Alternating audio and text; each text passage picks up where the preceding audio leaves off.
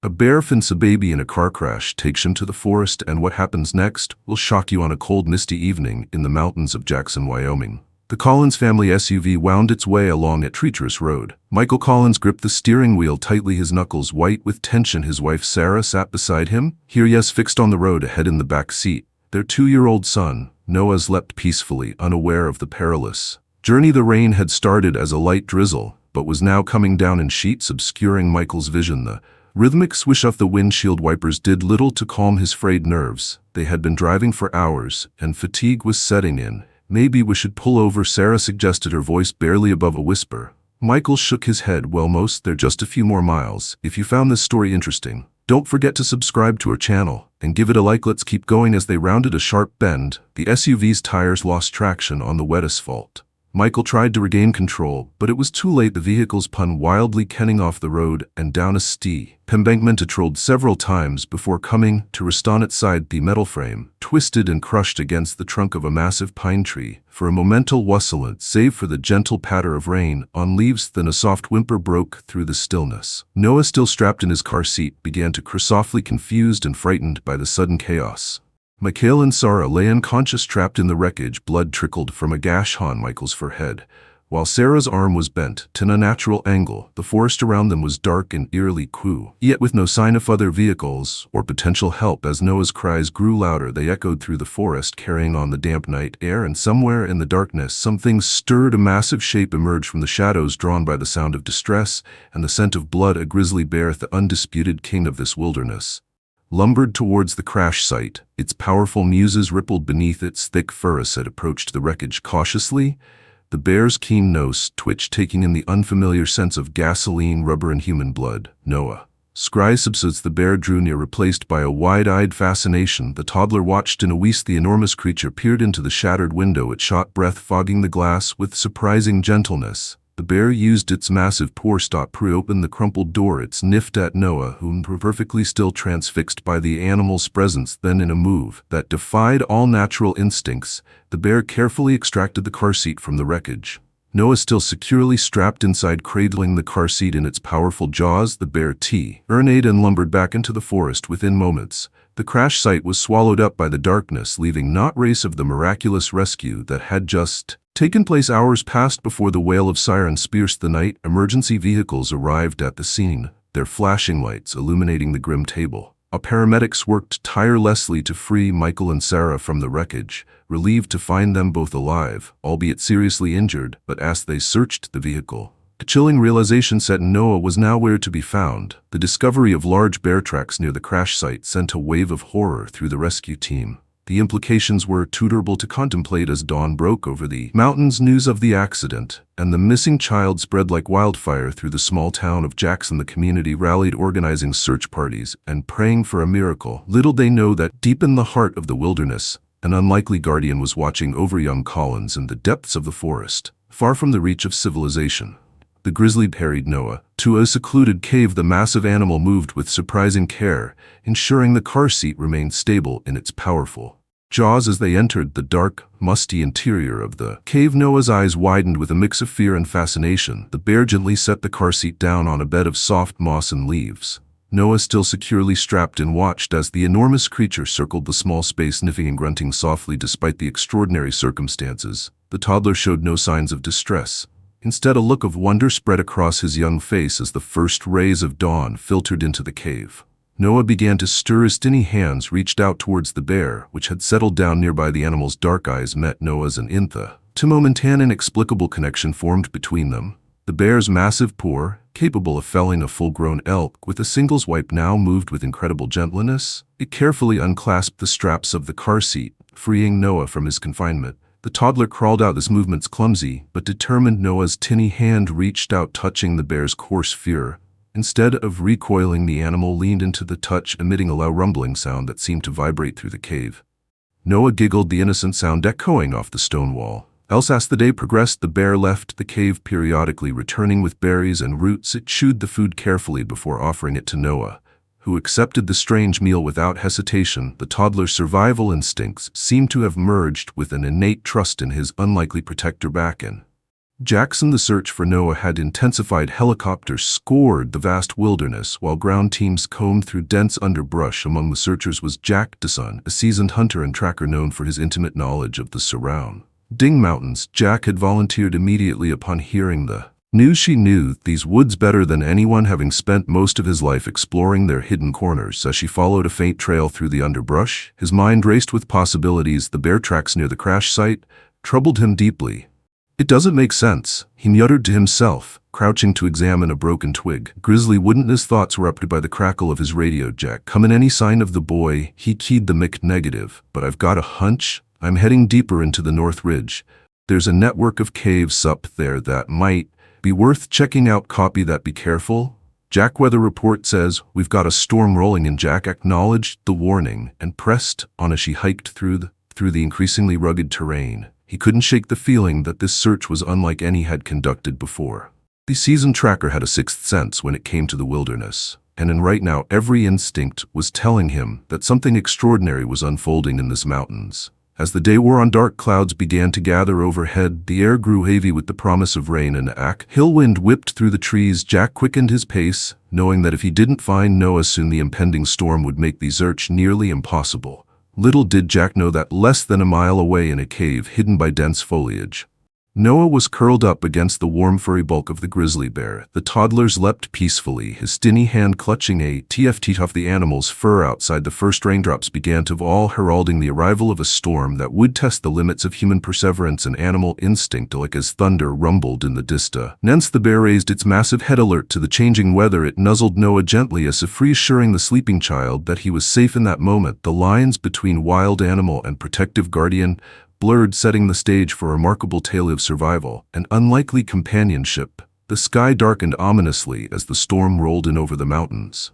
Thunder echoed through the valleys, and flashes of lightning illuminated the dense forest. In brief, blinding bursts, rain poured down in sheets, quickly turning the forest floor into a treacherous quagmire. In the cave, Noah stirred at the sound of the tempest. Outside, his eyes widened with fear as another crack of thunder shook the air. The bear, sensing the child's distress, moved closer, its large body shielding Noah from the cave's entrance. The toddler buried his face in the animal's thick fur, finding comfort in its warmth and solid presence. As the storm raged on, Noah began to mimic the bear's low rumbling sounds. It was as if he was trying to communicate with his protector, to express his gratitude and seek reassurance. The bear responded with gentle grunt screams, a surreal dialogue between human child and wild animal. Meanwhile, these search parties struggled against the elements. Visibility was near zero, and the rain had washed away any tracks or signs they might have followed. Most of the volunteers had been forced to turn back, seeking shelter from the dangerous conditions. But Jack Dawson pressed on, his determination unwavering. He had spent a lifetime in this mountains and wasn't about to let a little bad weather stop him. As he trudged through the mud and driving rain,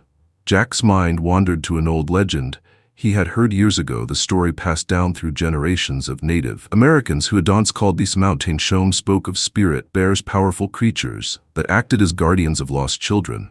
Jack had always dismissed it as mere folklore, but now, faced with the inexplicable disappearance of Noah, found himself reconsidering. As night fell, the storm showed no signs of abating in the cave. Noah had fallen asleep once more, his skinny body rising and falling with each breath of the massive bear. The animal remained alert, its keen senses attuned to any potential threats that might approach their sanctuary. Back in Jack, Son Michael and Sarah Collins clung to hope in their hospital room. Both were still recovering from their injuries, but their thoughts were entirely focused on their missing son. Sarah clutched a photo of tears mixing with the rain that lashed against the window. "He's out there, Michael," she whispered. "I can feel it. Her boy is alive." Michael squeezed her hand, wanting to believe, but struggling against the weight of logic and probability. "The searchers are doing everything they can, Sarah. We have to trust." The night wore on. The storm began to subside. The raw wind softened to a gentle drizzle, and the wind died down to a whisper in the pre-dawn light. Broken twigs, disturbed earth, and half-eaten berries formed a path that only the most skilled tracker would be able to follow. And Jack, to his son, was indeed skilled. As the sun rose, burning away the last of the storm cloud, she picked up the trail. His eyes narrowed as she examined the signs, his mind struggling to make sense of what he was seeing. "It's not possible," he muttered to himself, but the evidence was clear. Bear had passed this way, and it wasn't alone. There were signs of a small, or presents a human child. Jack's heart raced as she radioed in his findings base camp. "This is Dawson. I've got a trail. You're not going to believe this, but I think I think the boy might be with a bird. The response was immediate and incredulous. Jack, are you sure that's impossible? I know what it sounds like, Jack replied, his eyes never leaving the trail, but I'm telling you something extraordinary is happening out there. I'm going to keep following the trails and back up if you can, but tell them to approach with extreme caution. We don't want to start, led the bear. If it really is with Noah, as Jack set off once more following the bizarre trail, he couldn't shake the feeling that he was on the verge of witnessing something truly remarkable. Little did he know that his journey would not only lead him to Noah, but also challenge everything he thought they knew about the relationship between humans and the wild. As Jack Dawson trudged through the forest following the perplexing trail left by Noah and the bear, his mind drifted back to a story his grandfather had told him years ago. It was a tale that had been passed down through generations, the legend of the mountains that Jack had always dismissed as mere folklore. According to the story, these mountains were once home to a tribe that lived in harmony with nature. They believed that certain animals, particularly bears, possessed a spiritual connection to the land and its people. These guardian bears were said to protect lost children, guiding them safely back to their families. Jack had always been a practical man, relying on his skills and experience rather than old wives' tales, but now faced with the inexplicable evidence before him, he found himself reconsidering his skepticism. Asha-crested Arage, Jack came upon a sight that made high paws there carved into the face of a weathered boulder were ancient petroglyphs. The crude images depicted bears standing upright, surrounded by smaller human-like figures. One image in particular caught this eye, a bear carrying what appeared to be a child on its back. "Well, I'll be damned," Jack whispered, running his hand over the weathered stone. The implications of what he was seeing sent a shiver down his spine. Could there be some truth to the old legends? After all, meanwhile, deeper in the forest, Noah and his unlikely guardian continued their journey. The bear moved with purpose, Asa following some unseen path. Noah, still perched on the animal's broad back, had begun to vocalize in a series of grunts and low sounds, mimicking the bear's own vocalizations. The toddler's behavior was changing in subtle but noticeable ways. She moved with more confidence on all fours, his movements becoming more fluid and animal-like. When the bear stopped to forage, Noah would climb down and imitate its actions, using his small hands to dig for roots or pick berries. As the day wore on, the odd pair approached a swift-moving river. The bear paused at the water's edge, seeming to consider its options.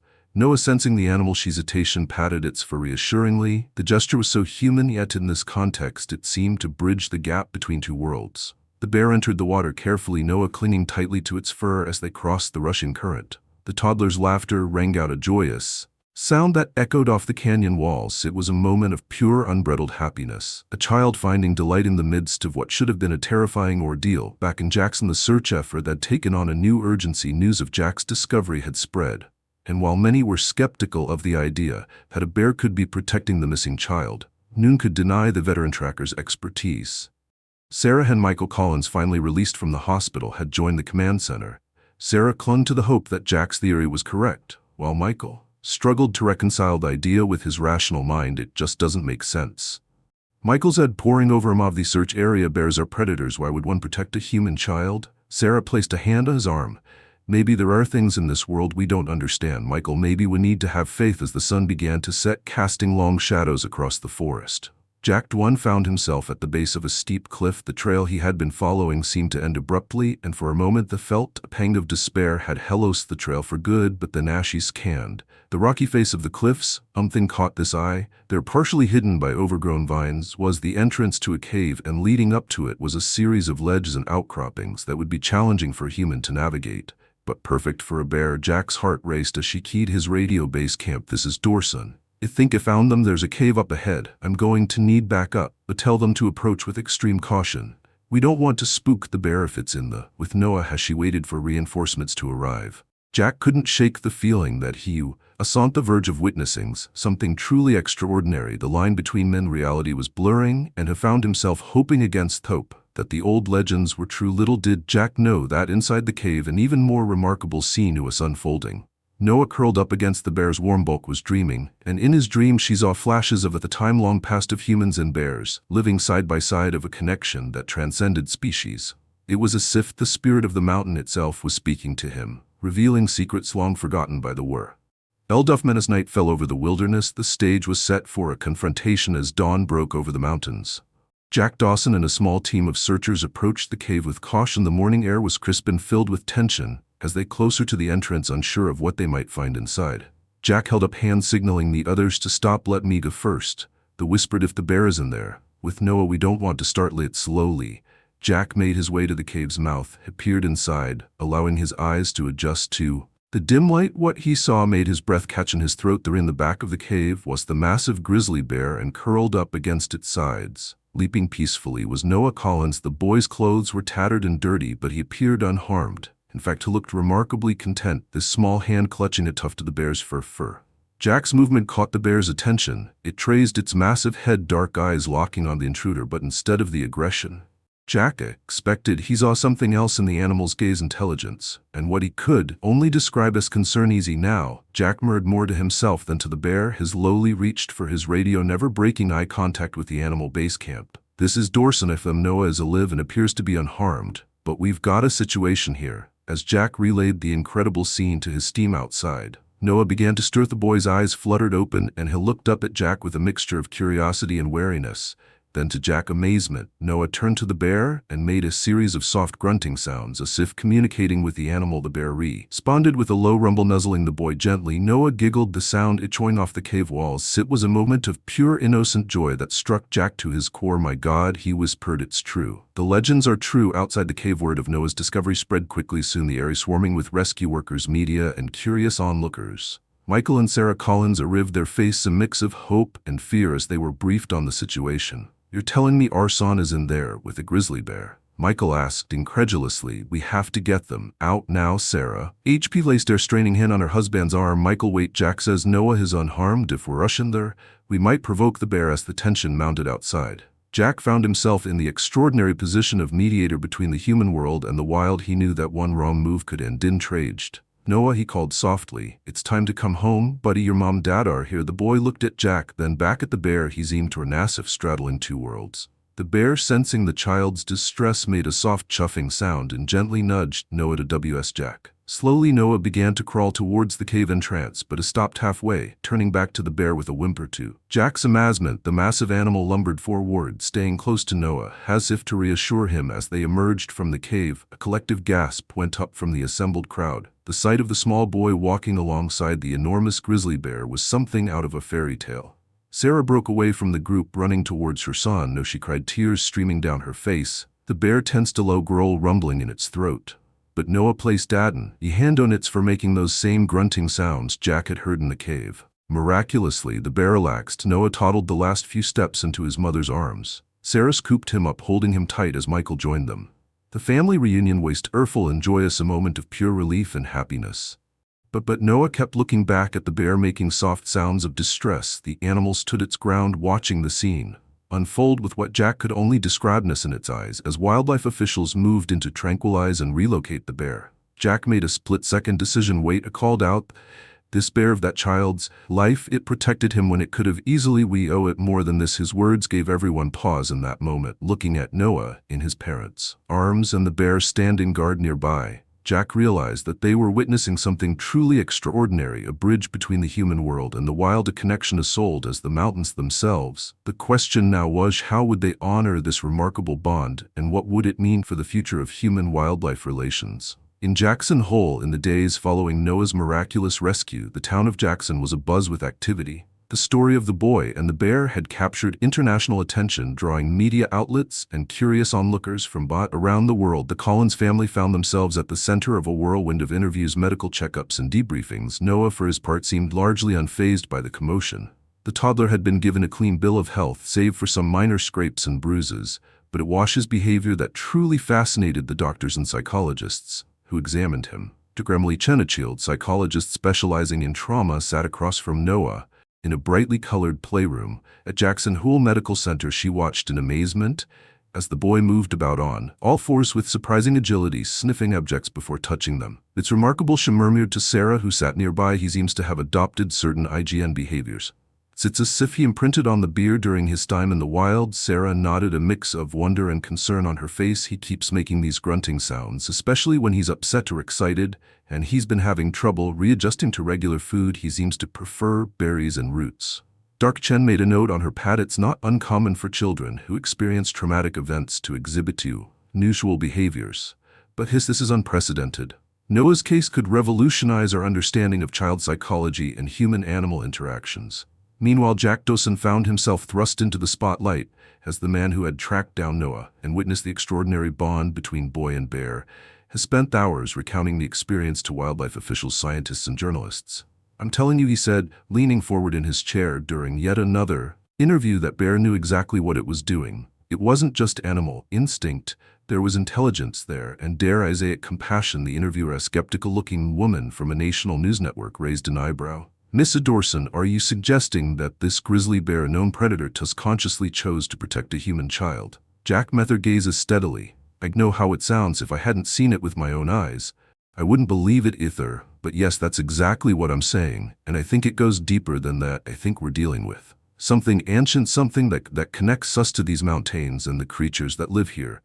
As Jack spoke, his mind wandered to the petroglyph she had discovered during his search. He had kept that information to himself, so far unsure of how to explain it without sounding completely unhinged. Back at their home, Michael Collins was struggling to reconcile the miracle of his son's return with the bizarre circumstances surrounding it. He stood at the window watching Noah play in the backyard. The boy was crouched by a cluster of bushes, methodically picking and eating berries. Still not using his words, Michael said softly as Sarah joined him. "It's like he's forgotten how to speak." Sarah slipped her arm around her husband's waist. "Give him time." Michael Dark Chen says his speech should return. As Sherrod, "Just sweet as need to be patient." Michael nodded, but his brow remained furrowed with worry. "And what about the bear? The wildlife officials are talking about relocating it after what it did for Noah. It feels wrong." Somehow the question of what to do with the bear had become a hotly debated topic in Jackson. While many viewed the animal as others worried about the danger of having a grizzly bear that had grown accustomed to human presences so close to town.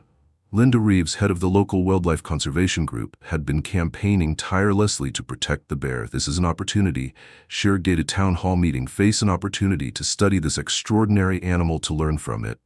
Relocating the bear would be a mistake." But others, like Sheriff Tom Hawkins, weren't convinced. "I understand the bear did something amazing," he counted, "but at the end of the day, it's still all wild animal. We can't risk the safety of our community." As the debate raged on, Noah continued his slow process of readjustment. Each day brought small victories, a word spoken here, a human gesture, the rare. But at night, his dreams were filled with images of the forest, of warm fur and gentle eyes. She would wake up making soft bear-like sounds, reaching out for a companion that was no longer there. One evening, as the sun set over the Tetons, casting the valley in a golden glow, Sarah found Noah at his bedroom window. The boy was staring intently at the distant mountains, making a series of slow grunts. "What is it, sweetie?" Sarah Heskek, kneeling beside him. Noah turned to her, his eyes wide and serious. "Bear," his head simply pointing towards the mountains. "Bears." And Sarah felt a chill run down her spine. It was the first complete sentence Noah had spoken since return, and its implications were startling. Could her still feel some connection to the animal that had protected him? As darkness fell over Jackson Hall, the question of what to do about the bear and how to help Noah fully return to human society loomed large. But beneath these immediate concerns, a deeper mystery was taking shape, one that would challenge the town's relationship with the wilderness that surrounded them, and forced them to confront old legends that suddenly seemed all too real. A week after Noah's rescue, the town of Jackson gathered for an emergency council meeting. The small town hall was packed to capacity, with concerned citizens spilling out onto the street. At the center of the rooms, at the key players in this unfolding drama, the Collins family. Jack Dawson, Sheriff Hawkins, and Linda Reeves. Mayor Eleanor Thompson called the meeting to order, her usually composed demeanor showing. Of strained folks were here to decide on a course of action regarding the grizzly bear involved in the Collins boy adventures. She paused, choosing her words carefully. "We'd hear from all sides before putting it to a vote." Sheriff Hawkins spoke, this voice gruff with concern. "Look, I understand this bear did something remarkable, but we can't ignore the potential danger. Grizzlies are apex predators. Having one this comfortable around humans, says RCP for disaster." Murmur agreement rippled through the crowd. Linda Reeves stood up, eyes blazing double with passion. "This isn't just any bear," she argued, "and this animal demonstrates behavior that goes against everything we thought we knew about grizzlies. It's a unique opportunity for research, for understanding. Relocating, or God forbid, euthanizing this bear would be a tragic mistake." The debate continued, with townspeople voicing their opinions on both sides. Some saw the bear as a threat that needed to be removed, while others viewed it as a cred animal, a living embodiment of local legends. Finally, Jack Dawson stood up. The room fell silent, tally, turning to them, and who had witnessed the extraordinary bond between boy and bear firsthand. "I've spent my whole life in these mountains. Jack began, his voice is steady. I've tracked. Bear shunted them, respected them as part of the natural order, but what I zoned that cave, it was something different, something special. He paused, taking a deep breath. I found something during my search for Noah, ancient petroglyphs showing bears protecting human children. I think we're dealing with something older than any of yous understand. A hushed whispers swept through the room. Mayor Thompson leaned forward. Her interest piqued. What are you suggesting, Miss Dorson? Jack met her gaze. I'm suggesting we consider a third option. Instead of relocating the bear or leaving it to roam free, what if we created a protected area, a sanctuary where the bear could live undisturbed, but where we could also study it, learn from it? It maybe even reconnect with something we've lost. The idea hung in the air radically. It's somehow fitting it was Linda Reeves who broke the silence. A sanctuary. Yes, we could make it our research station, bring in experts from around the world. We could put Jackson on the map as a leader in wildlife conservation and research. As the room buzzed with this new possibility, all eyes turned to the Collins family. Michael stood up, clearing his throat. A week ago, I would have said this was crazy, but seeing how this experience has affected Noah, how he's still connected to that bear, somehow I think Mr. Dorson might be onto something. Sarah nodded in agreement, holding Noah close. The boy, who had been unusually quiet throughout the meeting, suddenly pointed towards the window. Bear, he said clearly. Bear, come. A hush fell. Lover of the room, Sheriff Hawkins, moved towards the window. His hand instinctively moving to his holster, but what he saw made him freeze in his tracks. There at the edge of the town stood the grizzly bear. It made no move to come closer, simply standing there as if waiting, as if it knew its fate was being decided. Mayor Thompson stood up, her decision made. I think we've all just witnessed something remarkable. I propose we put Dawson's sanctuary idea to a vote. All in favor. Hands rose throughout the room. A clear majority, even Sheriff Hawkins, after a moment's hesitate. Ion raised his hand. Then it's decided, the mayor announced. We'll create a protected area for the bear with a research station to study this extraordinary animal. Miss Dawson Reeves, I'd like you to head up this project. As the meeting adjourned, people filed out of the town hall, buzzing with excitement and trepidation about this bold new plan. Jack found himself shaking hands and accepting congratulations, still somewhat stunned by the turn of events outside. Hard and noticed Noah tugging on his parents' hands, trying to lead them towards the edge of town where the bear had been spotted. Without a word, Jack fell into step beside the mass. They approached the bear, turned its massive head towards them. Noah broke free from his parents, our grasp, toddling forward with surprising speed. Michael made a move to stop him, but Sarah held him back. Here, yes, wide with a mixture of fear and wonder. Noah stopped a few feet from the bear, making a series of soft grunts.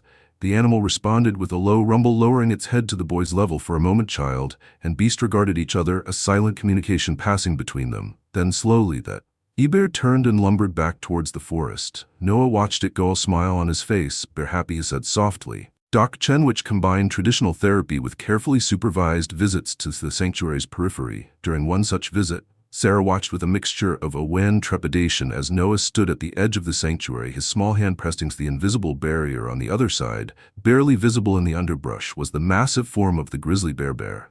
Noah said softly, as smiles spreading across his face. He made a series of low grunts, and to Sarah's amazement, the bear responded with a rumble of its own. Doc Chen, standing nearby, furiously scribbled notes. The level of communication between the Miss Extraordinary, she murmured.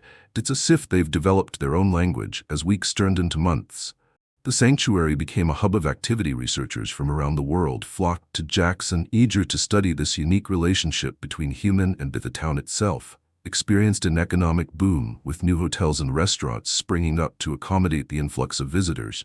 But note, everyone was thrilled with these developments. A vocal minority, led by a local rancher named Hank Grimespor, who tested the sanctuary's existence. It ain't natural, Hank grumbled during a town hall meeting. We're messing with the order of things. That bear belongs in the wild, not some glorified zoo. Despite these objections, the sanctuary continued to thrive. And at its heart was the grizzly bear, which had 3936 been affectionately named Guardian by the research team. On crisp autumn morning, Jack stewed at this favorite observation post, watching Guardian through high-powered binoculars. The bear was in a clearing, seemingly engaged in an elaborate series of moves. Immense. What do you make of this, Doc? Jack asked, handing the binoculars to Doc Rodriguez. She watched for a moment, hairy brows rising in surprise. It almost looks like a dance, as some bear species are known to engage in rhythmic movements. But I've never seen anything like this in grizzlies. As they watched, Guardian rose onto its hind legs, swaying gently. It was a mesmerizing sight, powerful yet totally graceful. Suddenly, an alarm blared through the facility. Jack grabbed his radio. What's going on? "We have a breach at the south entrance," came the frantic reply. "It's the Collins B. Oi, he's inside the sanctuary." Jack's heart raced as she and Dr. Rodriguez rushed towards the south entrance. How had Noah gotten past the security measures? And more importantly, what would Guardian do? As they approached the clearing, they saw Noah standing in the center, face to face with Guardian. The massive bear had lowered itself to all fours, watching the boy intently.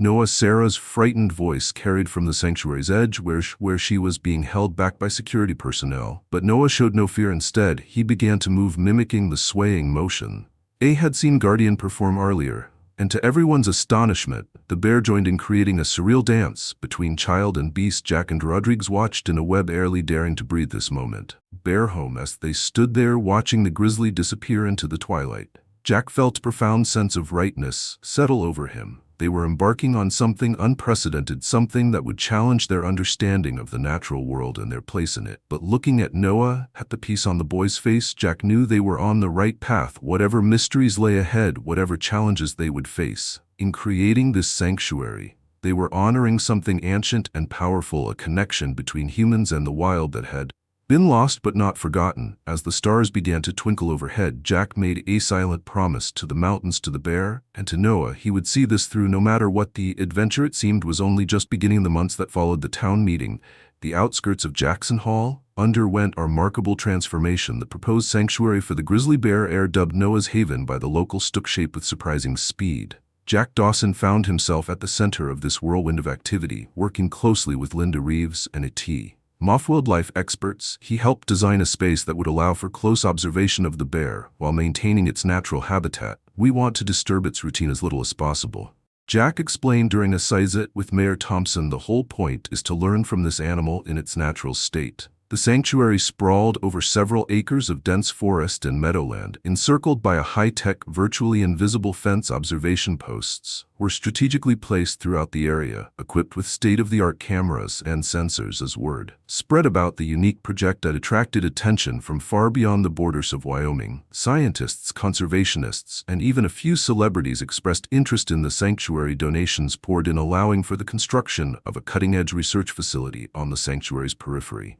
Dr. Elena Rodriguez, a renowned expert in animal behavior from the University of California, arrived in Jackson to head up the research team.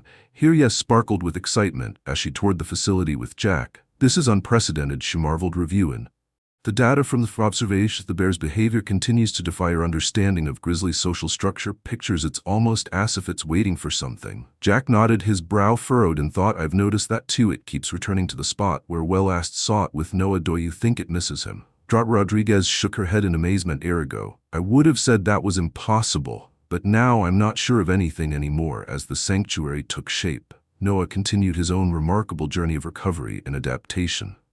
His parent Hayden enrolled him in a special program designed by this impossible dances seemed to embody everything. The sanctuary stood for a bridge between two worlds, a challenge to everything they thought they knew about the relationship between humans and wild animals. As the dance concluded, Noah placed his small hand on Guardian's snout. The bear rumbled softly, then gently nudged the boy towards the sanctuary's exit. Once Noah was safely back with his parents, a stunned silence fell over the gathered crowd. It was Jack who finally broke it, turning to Rodriguez with a wry smile. "Well, Dacha said, I think we're going to need a bigger research grant." Us news of Noah's dance with Guardian spread. It sparked a global conversation about human-animal relationships and our place in the natural world. The sanctuary on's local curiosity became a symbol of a new way of thinking about conservation and coexistence, and at the heart of it all was a boy and a bear, unlikely friends who had reshaped the world's understanding of what was possible when humans and animals truly connected. As winter settled over Jackson Hole, blanketing the sanctuary in pristine white, their search team made a startling discovery. Rodriguez burst into Jack's office one frosty morning, her cheeks flushed with excitement. "Jackie, I need to see this," she said breathlessly, spreading out a series of thermal imaging photos on his desk. "We've been monitoring Guardian's hibernation patterns and, well, look." Jack leaned in, his brow furrowed in concentration. The images showed the bear's den a warm glow, indicating Guardian's presence, but there was something else. A smaller heat signature curled up next to the bear's pet. Jack began, hardly daring to believe what he was seeing. Rodriguez nodded, here, eyes wide. "A cub. Guardian has a cub." The news sent shockwaves through the sanctuary. Guardian, whom they had assumed was male based on its size and behavior, was actually a female, and she had been pregnant during her entire interaction with Noah. "This changes everything." Jack murmured, still staring at the image as a mother bear protecting a human child while carrying her own. It goes against everything we thought we knew about bear behaviors. They discussed the implications of this discovery. Sarah Collins arrived for Noah's regular visit to the sanctuary. When Jack and Rodriguez shared the news, Sarah's hand flew to her mouth. In surprise, Noah knew. She whispered, "Ian's been talking about a bear baby for weeks. We thought it was just his imagination." But the revelation of Guardian's cube added a new dimension to the research. It raised countless questions about the bear's motivations and the depth of her apparent bond with Noah. The team worked tirelessly through the winter, monitoring the Dean and the arising about what would happen when Guardian emerged with her cube in the spring. As the first signs of Thor appeared in the mountains, anticipation built within the sanctuary. Researchers and visitors alike waited with bated breath for Guardian to emerge from her den. It was Noah who first sensed the change during a visit to the sanctuary. He suddenly perked up, turning towards the area where Guardian's den was located. "Bear coming," he said simply, a smile spreading across his face. Sure enough, within hours, Guardian emerged from her den, blinking in the bright spring sunlight, and beside her, stumbling on wobbly legs, was her cub. The sight of the tiny bear with its fluffy fur and curious eyes melted the hearts of even the most stoic researchers. But it was Guardian's behavior that truly astounded them. Instead of being fiercely protective, as most mother bears would be, Guardian seemed almost proud. She guided her cub towards the observation area, where Noah stood with his parents, and the research team. Noah, with a wisdom beyond his years, remained still as the bears approached. Guardian stopped a few feet away, rumbling softly. Then, to everyone's amazement, she gently nudged her cub forward. The little bear toddled towards Noah, sniffing curiously. Noah slowly extended his hand, allowing the cub to sniff him, then with a gentleness that brought tears to Sarah's eyes, Noah patted the cub's head. It was a moment of pure magic, a human child and a bear cub meeting under the watchful eyes of both their mothers. It seemed to embody everything the sanctuary stood for, a symbol of harmony between humans and nature. As news of this extraordinary encounter spread, it sparked a global conversation about the potential for coexistence and mutual understanding between species. The sanctuary became a beacon of hope, a living laboratory where new paradigms of conservation and interspecies communication were being forged. But with this heightened attention came new challenges. The influx of visitors and researchers put a strain on the sanctuary's resources, and there were those who viewed the close interaction between Noah and the bears as dangerous, arguing for stricter separation. Jack found himself at the center of these debates, advocating for a balanced approach that would allow for continued study while ensuring the safety of both humans and bears. It way as a delicate, tight RPP to walk, but he was determined to see it through. A spring bloomed into summer. Noah continued his visits to the sanctuary, his bond with Guardian and her cub growing stronger with each encounter. He seemed to understand the bear sea in a way that the most experienced researchers couldn't match. One warm afternoon, as Noah sat near the edge of Meadow, Guardian and her cube approached. The young bear had grown significantly, its playful nature now tempered with the beginnings of adolescent independence. Noah began to make a series of grunts and low sounds, a language he had developed with the bear's. Guardian responded, and to the astonishment of the watching researchers, appeared to be teaching her cub to do the same. Dogger Rodriguez, observing from a nearby blind, could hardly contain her excitement. "This is unprecedented," she whispered to Jack. It's as if they're developing a shared language, a way of communicating across species lines." Jack nodded, a lump forming in his throat, a thought back to the ancient petroglyph she had discovered during his search for Noah. The images of bears and humans interacting, had they stumbled upon something that their ancestors had known but forgotten? Was this the key to rebuilding a lost connection with the natural world? As the sun began to set, casting a golden glow over the sanctuary, Jack watched Noah say goodbye to the bears for the day. The boy hugged Guardian's leg, then gently bumped for heads with the cube images stir that mirrored bear behavior in that moment. Jack felt a profound sense of hope. Despite the challenges they faced, despite the skeptics and the naysayers, they were part of something truly remarkable.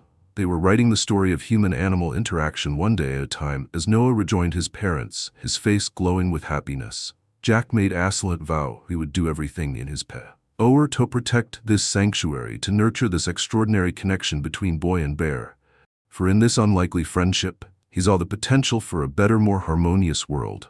A world where humans and animals could once again walk side by side as partners in the great dance of life. As autumn painted the mountains in hues of gold and crimson, the sanctuary faced its greatest challenge. A severe drought that gripped the region, pushing wildlife life from the surrounding areas into the sanctuary in search of food and water. The delicate balance that had been established was under threat. Jack stood at the main observation post, his face etched with concern. She surveyed the parched landscape beside him, Rodriguez pored over data on Atablet. It's not good. Jack, she said, shaking her head. The incoming animals are putting a strain on the sanctuary's resources. If this continues, we might have to consider relocating some of the wildlife. The thought of separating Guardian and her cub from Noah felt like a physical pain. To Jack, over the past months, she had watched their bond grow and deepen Noah's ability to communicate with the bear had become a cornerstone of their research, opening up new avenues of understanding animal cognition and interspecies communication. There has to be another way.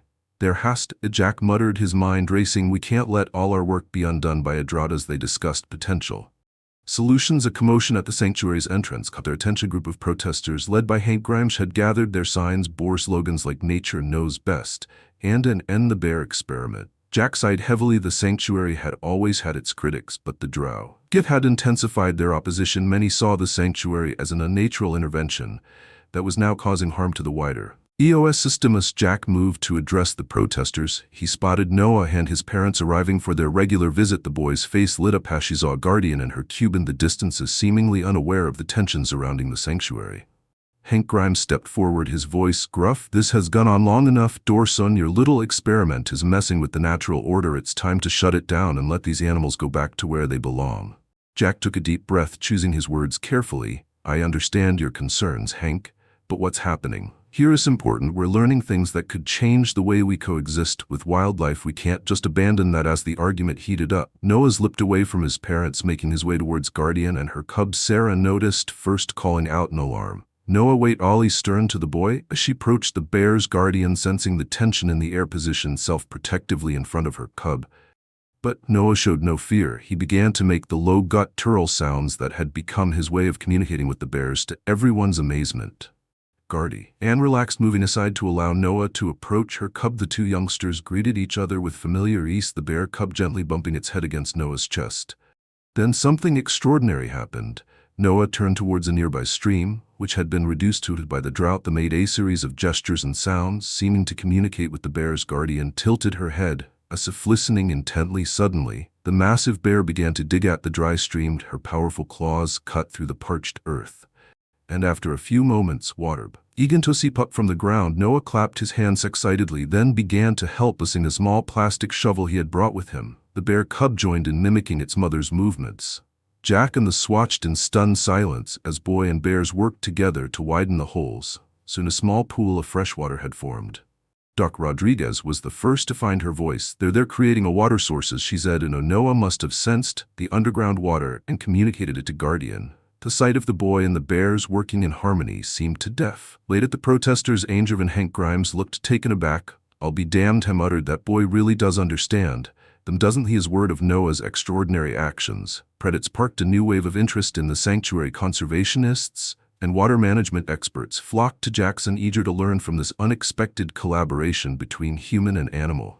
The drought crisis became an opportunity. Under Noah's unique guidance, Guardian and other animals in the sanctuary helped locate underground water sources. The boy's intuitive understanding of the bears, combined with human technology and expertise, led to the development of sustainable water management techniques that benefited not just the sanctuary but the entire region.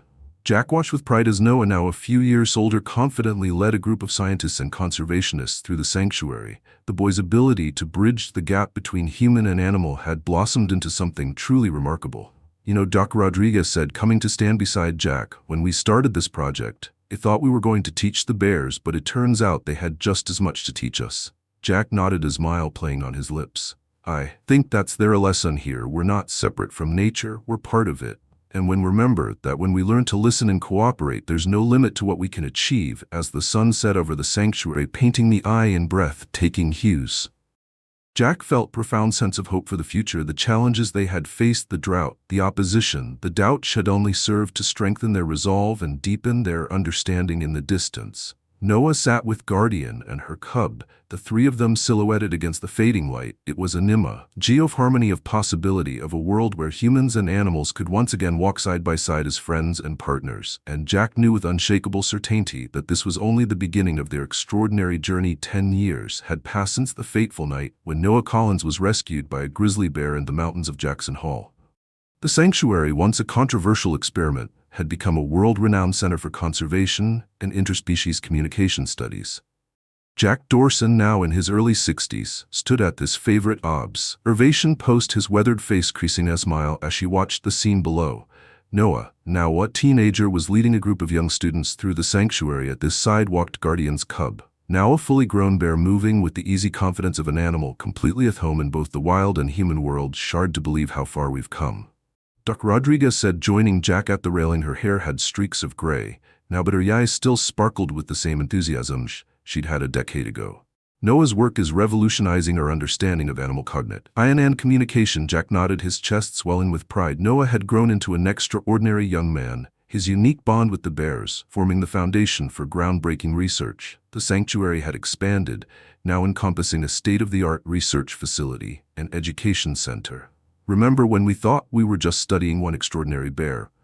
Jack chuckled. Now we're rewriting textbooks on interspecies communication. As they watched, Noah led his group to a clearing where several bears were gathered. With a series of gestures and devocalizations, she seemed to introduce the students to the bears. The animals responded with curious sniffs and gentle grunts, showing none of the aggression one might expect from wild grizzlies. It's not just the bears, either, Dr. Rodriguez added. Noah's techniques are being applied to conservation efforts worldwide. We've seen breakthroughs in elephant communication in Africa, wolf reintroduction programs in Europe. Their conversation was interrupted by the arrival of Sarah Collins. Though her hair had grayed and lines had formed around here, she still moved with the energy of a woman half her age. Jack, Elena, she greeted them warmly.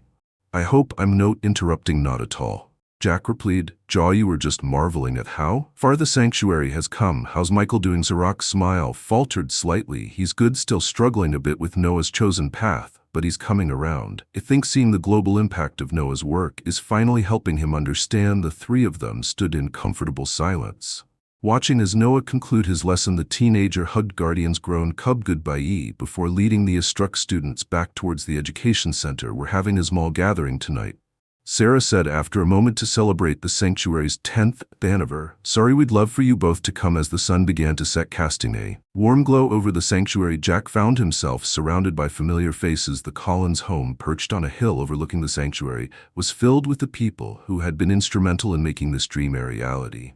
Noah, now a lanky teenager with his father's dark hair and his mother's piercing eyes, was the center of attention. He moved easily among the guests, discussing his latest research with scientists and sharing stories of his IGN friends with wide-eyed children.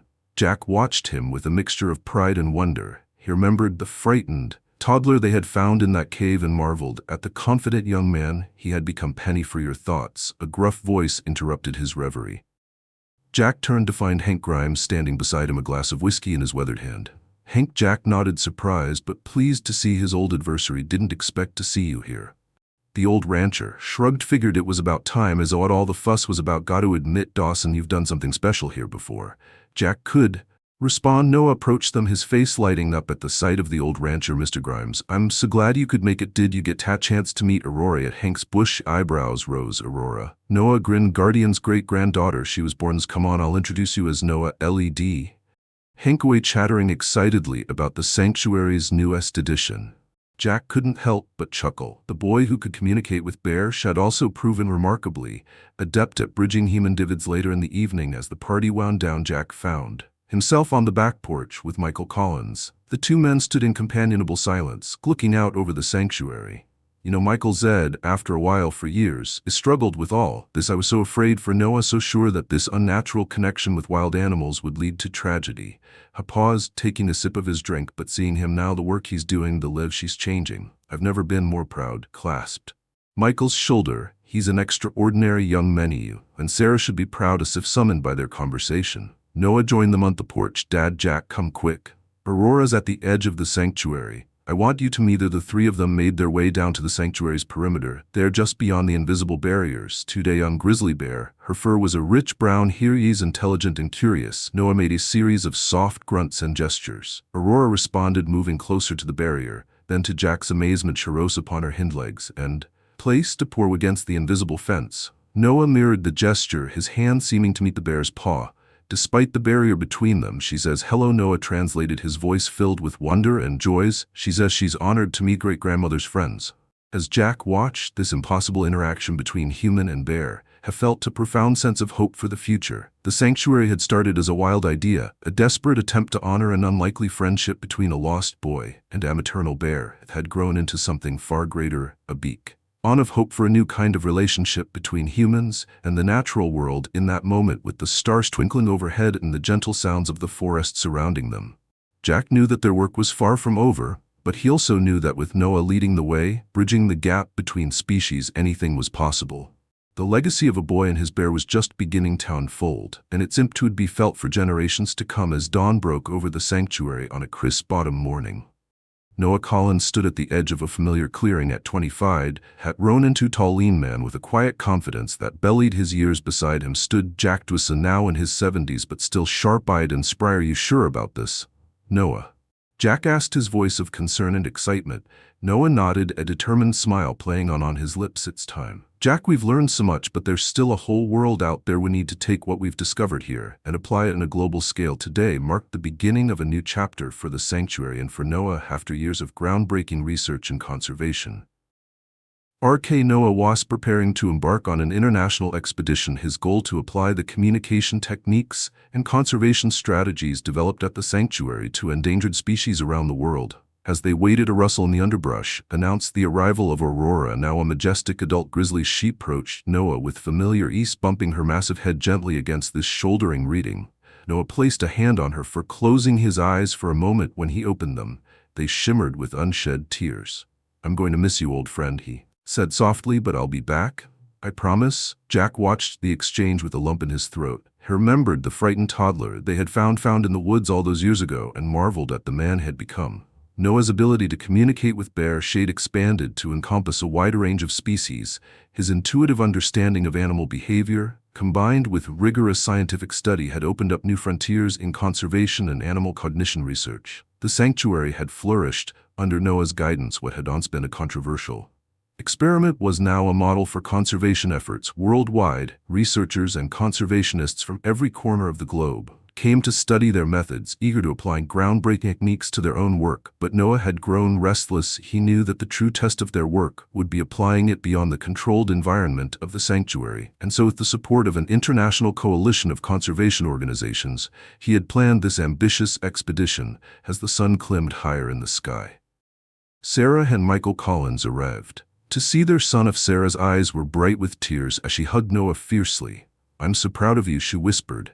"You've turned a miracle into a mission." Michael, who had once been skeptical of Noah's unusual path, now beamed with pride. "You're changing the world, son. Just be careful out there."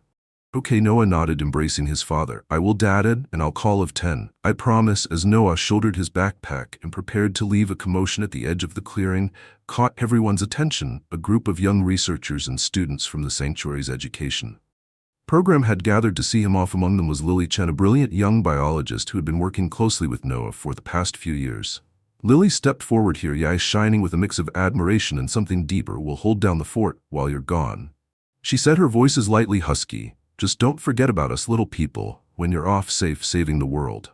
Noah grinned, pulling her into a quick hug. "As if I could have murmured." The unspoken connection between them was palpable, promising a future yet to unfold. As Noah turned to leave, Oro Ralatutalo, mournful sound, the bear rose upon her hind legs, towering over the humans. Noah turned back, placing his hand on hers. "Now, ton last time. I know, girl," he said softly. "I'll miss you too, but I'm not really leaving you. No, everything I doubt there, every animal I help, every habitat we save, it's all because of what I learned here with you." With a final wave to his family and friends, Noah set off down the trail that would lead him out of the sanctuary and into the wider world.